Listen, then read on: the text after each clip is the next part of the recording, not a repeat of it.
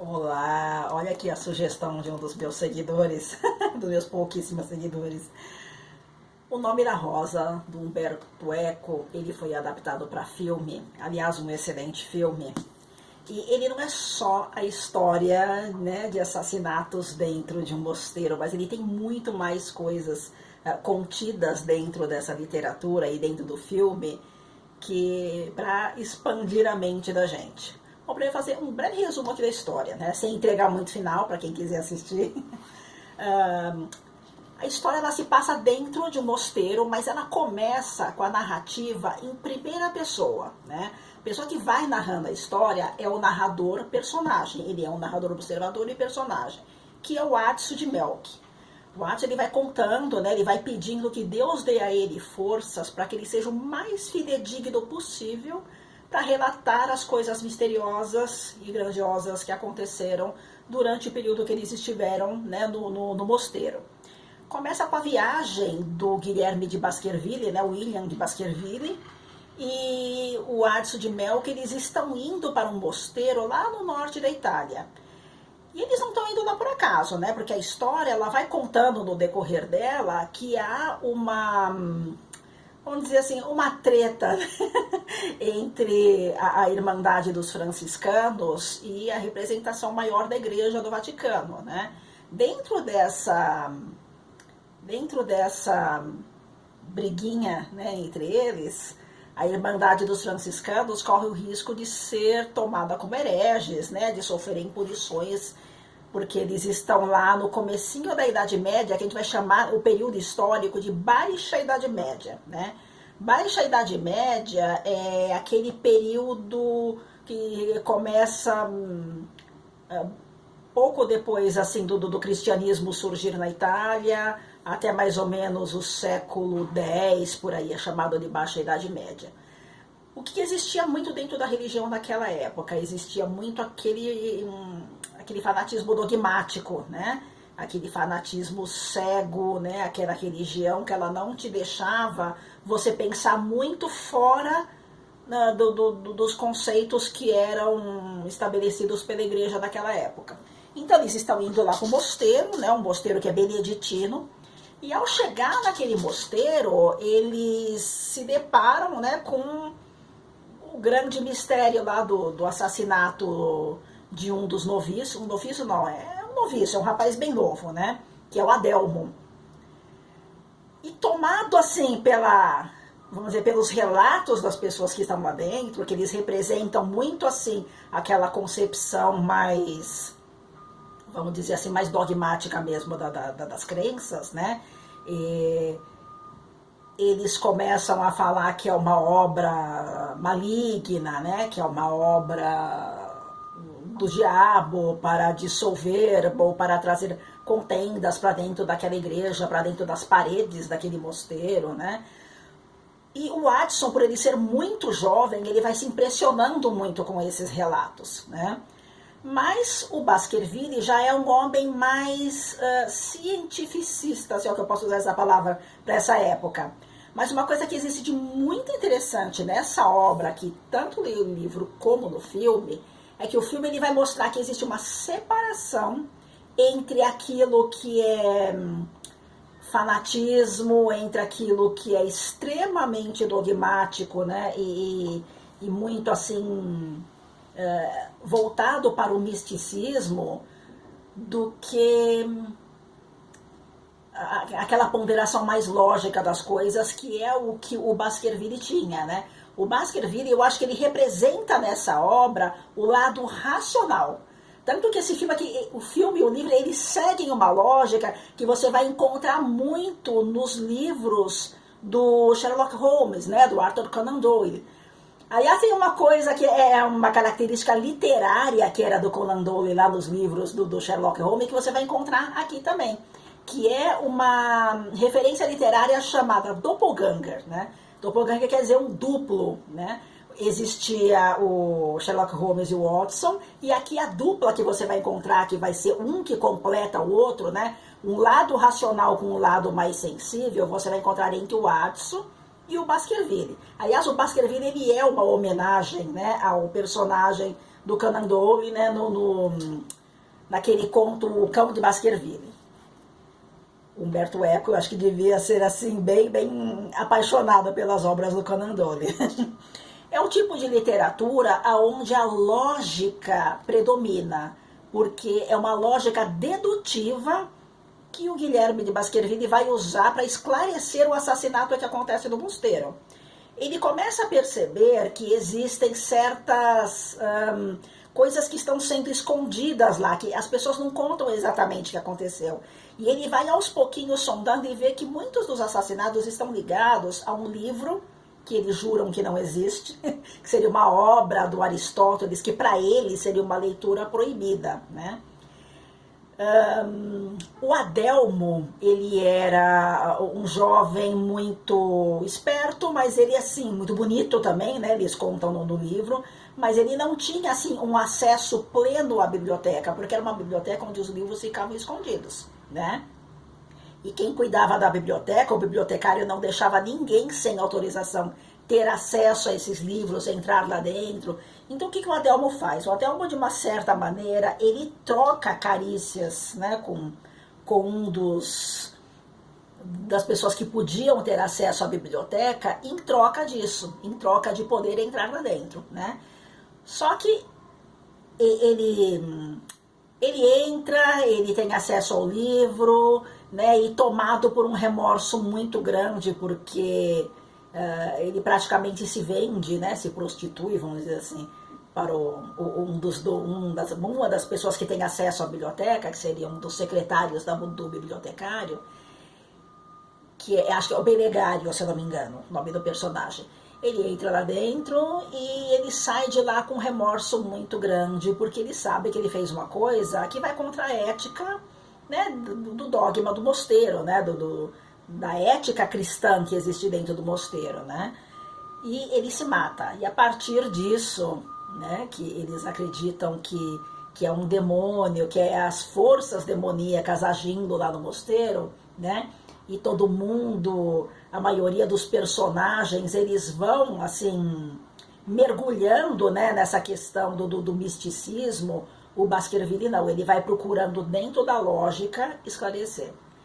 Tem um personagem que tem no filme, que ele é muito discreto a passagem dele, mas no livro ele é crucial para que o Baskerville descubra o que está sendo escondido, o que não está sendo revelado, o que na verdade eles estão querendo ocultar lá dentro, que é o personagem do Salvatore. O Salvatore no filme é aquele corcunda, aquele homem que ele fala estranho, né? Porque ele tem umas certas deformidades, né?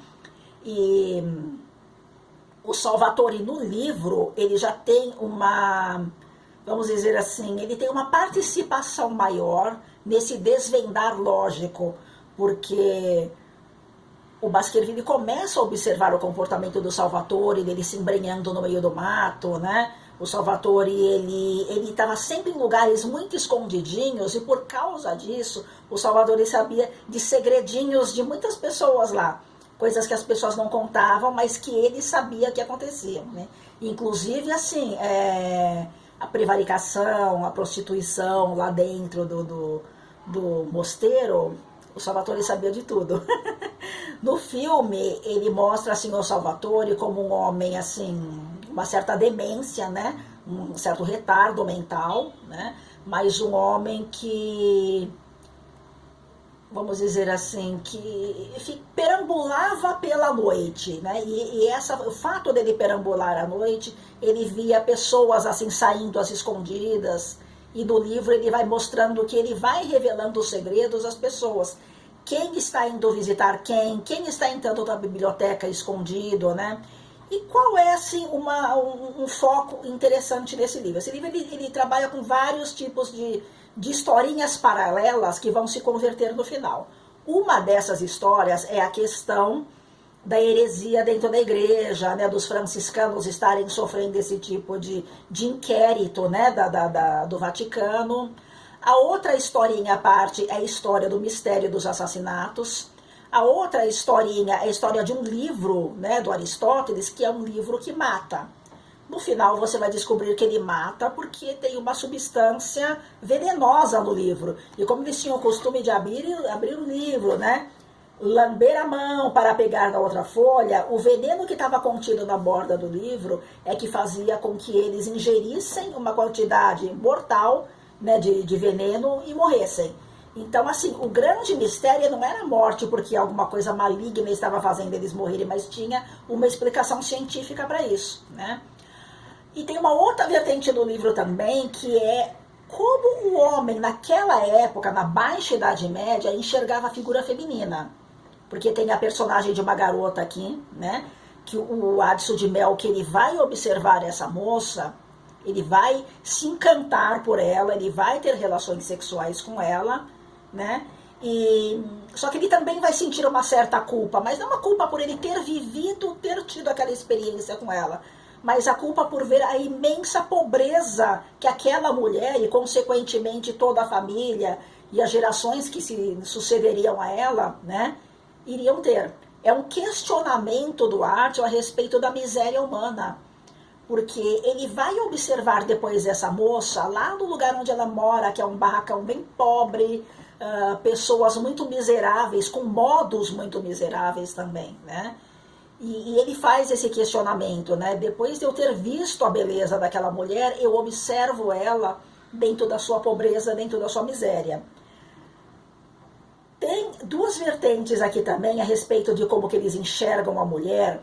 É quando o Adson está, a primeira vez que ele vê aquela mulher, ele faz uma pergunta, que aliás é uma pergunta muito poética que tem no livro, né?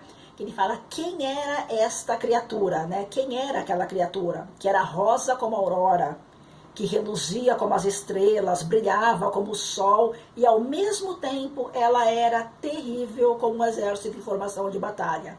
Ele exalta a figura, né, feminina daquela mulher, e ao mesmo tempo ele percebe o quão terrível pode ser a presença dela na vida dele, né? E por outro lado tem o Ubertino, que ele é um monge muito interessante também na narrativa, porque ele vai mostrar a figura da mulher como a Idade Média enxergava a mulher naquela época, né? Tanto que ele faz uma referência ao Adelmo, quando o Adelmo está, né, perto de morrer, ele faz uma referência a respeito da visão da mulher daquele tempo. Ele diz o seguinte, assim, do Adelmo, né? Eu vi o Adelmo, né, um pouco antes de morrer, e ele tinha os olhos de uma moça que buscava uma relação com o demônio. Havia algo de perverso, havia algo de maligno, havia algo de feminino nos olhos do Adelmo. Quando ele usa a palavra feminino, ele está usando aquela palavra como uma qualidade ruim, né? Era um adjetivo ruim. Ser feminino era ser malicioso, era ser maligno para ele. E o Adelmo depois mostra a figura, né, de Nossa Senhora, que, digamos assim, seria mais o sagrado feminino, né? E dá para você fazer um bom comparativo aí daquilo que eles viam como o que era uma mulher virtuosa, né? E o que era a mulher maliciosa.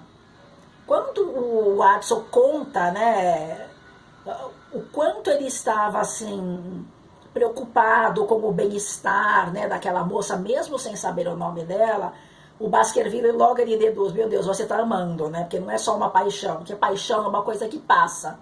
Quando você se preocupa com o futuro da pessoa, é porque você realmente conseguiu entender o que é o amor, né? Fala, eu nunca vou ter o benefício da tua experiência de ter conhecido uma mulher, né?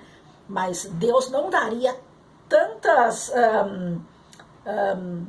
qualidades ruins para um ser sem ter dado a ela virtudes. E ele ainda encerra com uma coisa assim, ele fala, o mundo sem essa mulher provavelmente seria mais tranquilo para você, né, para o Adson, mas também seria mais monótono, né?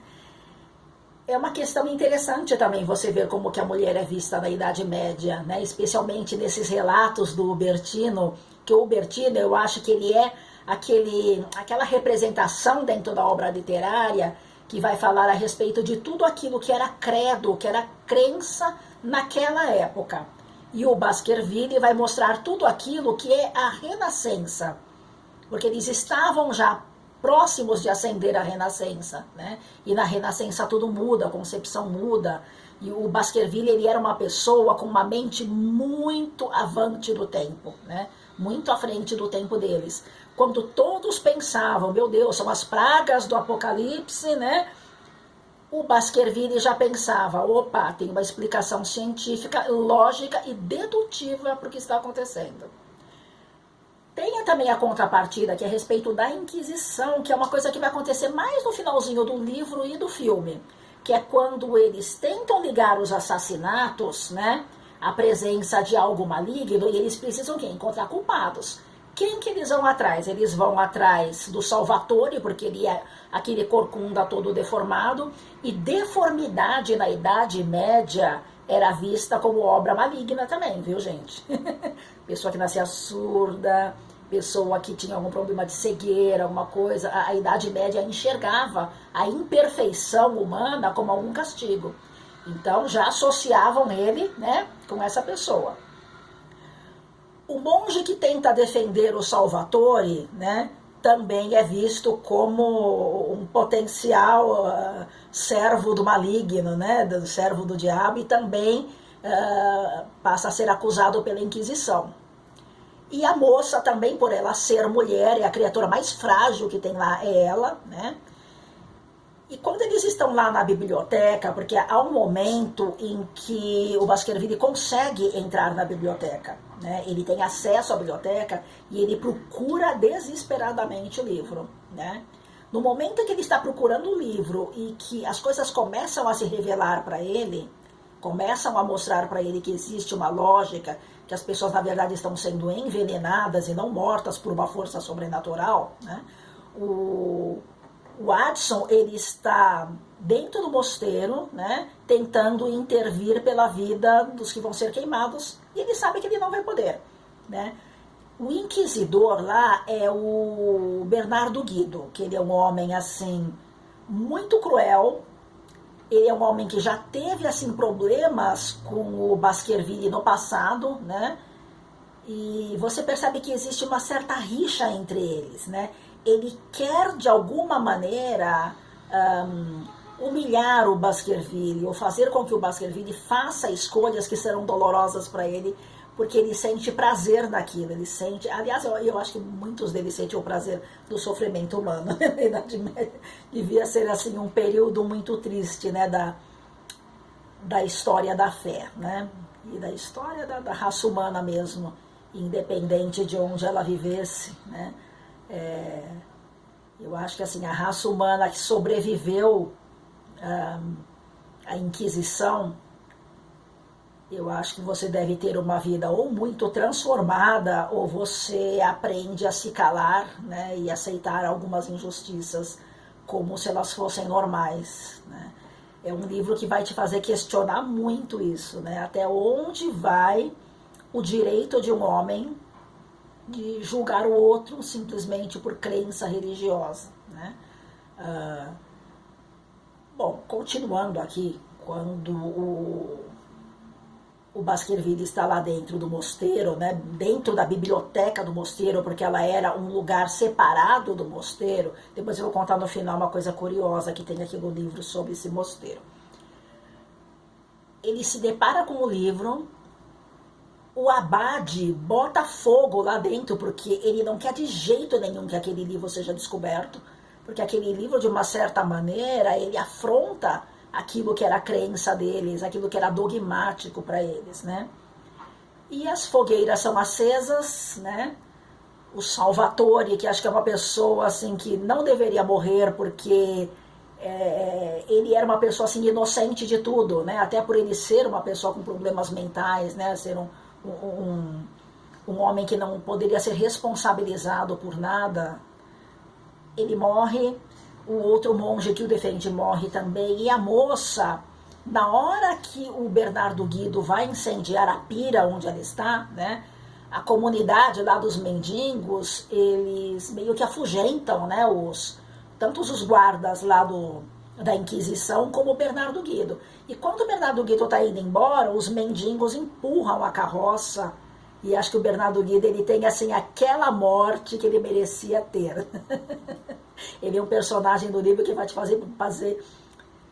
fazer você pegar bastante raiva de gente fanática, assim, né? De gente que não racionaliza, né? Então, assim, existem alguns personagens que eles vão representar aquela fé cega, e o Baskerville e o Watson vão representar aquela fé mais sensível, né? E aquela fé mais racionalizada, né? É uma fé onde eu busco uma razão para que ela esteja lá, uma razão para que eu mantenha as minhas crenças sólidas, né? E o Baskerville é uma pessoa que ele tinha, assim, uma cultura, né, intelectual muito grande. Então, livros eram a paixão dele. Tem uma cena no final do livro que ele consegue escapar do incêndio. Quando ele vai abraçar o Watson, cai um monte de livros da túnica dele. Porque ele tenta salvar o máximo de livros possível. Que ele sabia o quão grande aquele conhecimento vai ser para a humanidade, para gerações futuras, né? É um livro, assim, muito bacana. Eu recomendo que leia o livro antes de você assistir o filme.